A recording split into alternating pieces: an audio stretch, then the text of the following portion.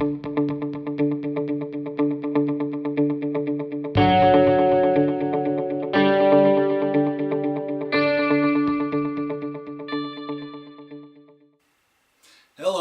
I'm Justin, and welcome to The Vinyl Cut. Today we'll be exploring the 7th studio album from Donovan, the Hurdy Gurdy Man. Donovan Phillips Leach was born on May 10, 1946 in Maryhill, Glasgow, to Donald Leach and Winifred Phillips. His father was Protestant and his mother was Catholic. He contracted polio as a child, and the disease and its subsequent treatment left him with a limp.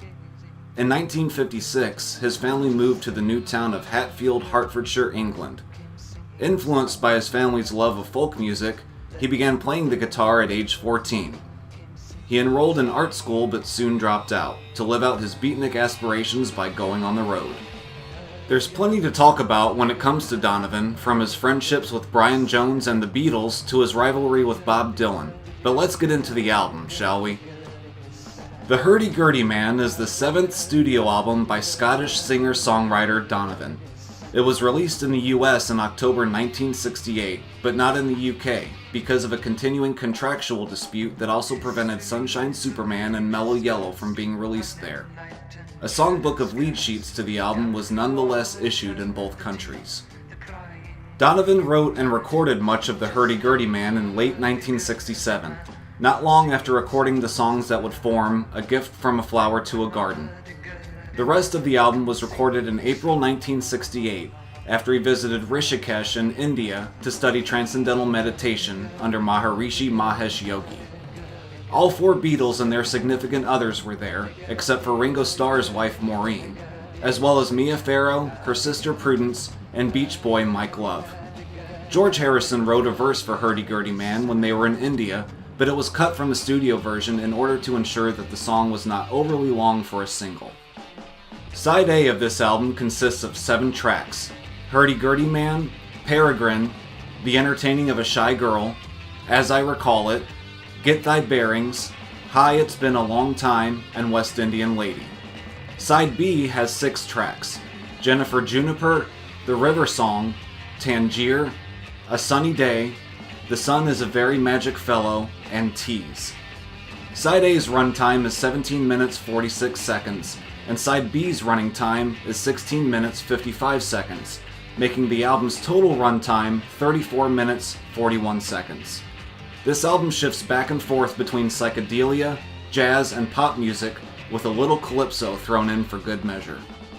Donovan's songwriting for the Hurdy Gurdy Man centered on drones on such songs as Peregrine, The River Song, and Tangier, the latter 2 being compositions by his friend Gypsy Dave, and pop music on most of the other tracks.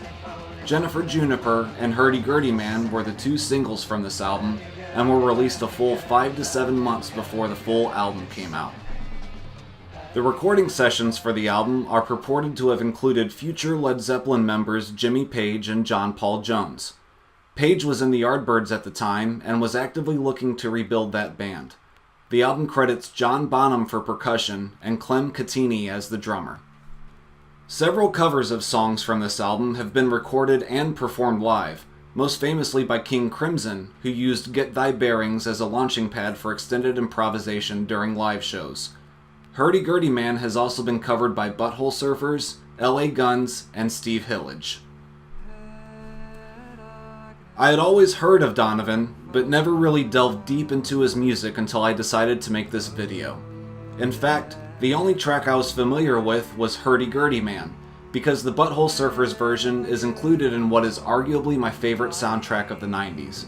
His name was tossed around casually when I went through my Beatles phase, but I didn't know that he taught John Lennon the fingerpicking style he would later employ on songs such as Dear Prudence, Julia, and Happiness is a Warm Gun.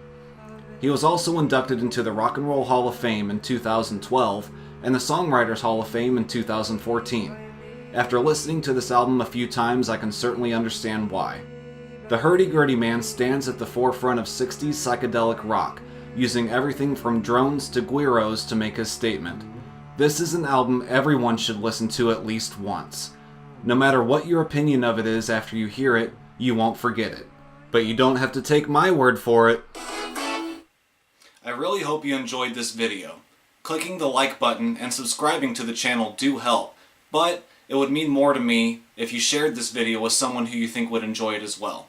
Make sure to follow me on Facebook, Twitter, and Instagram for updates and even more videos. Thanks for watching, and hope to see you soon.